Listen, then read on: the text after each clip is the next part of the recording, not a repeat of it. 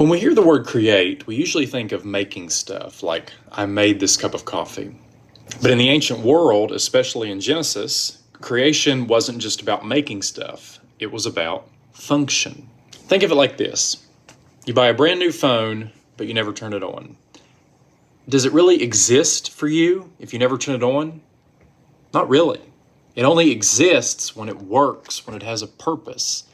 That's what Genesis is doing. It's more about God assigning roles and functions than it is about making things. How do we know this? Well, for one, the Hebrew word bara, the word translated create in Genesis 1:1, this Hebrew word shows up about 50 times in the Old Testament.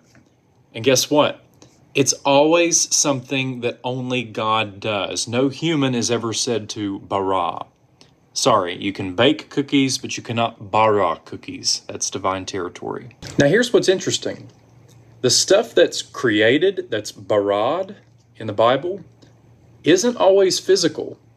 Sure, sometimes it's people or animals, but it's often things like a pure heart, darkness and light, a nation. That's not material stuff. Those things are more functional.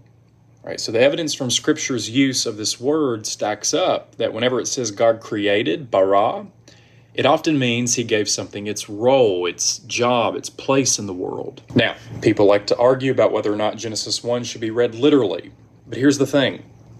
It's easy for us to think that the literal meaning is just whatever the English word create means.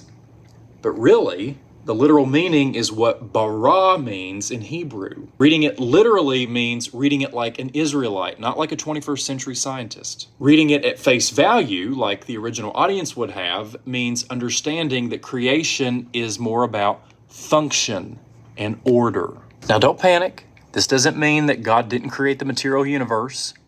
As a Christian, I believe that God did in fact at some point create the material universe out of nothing. Ex nihilo. But that's not what Genesis 1 is talking about. Genesis 1 is about how God ordered the world to work, not about the ingredients he used. And let's clear up one more thing. That famous verse, in the beginning, God created the heavens and the earth, that Hebrew word translated beginning, usually means a period of time, not just a single moment. So Genesis 1:1 isn't describing a separate creation event either, because it's an introduction to the 7-day account that follows. It's saying, okay, God created the heavens and the earth, and now here's how he did it. Here's how God set everything up and gave it a job. You see, God didn't just create objects. He created order, he created meaning, he created purpose. That's what makes the world exist in its fullest sense. So the next time you read Genesis 1, picture God as the ultimate project manager, handing out job assignments.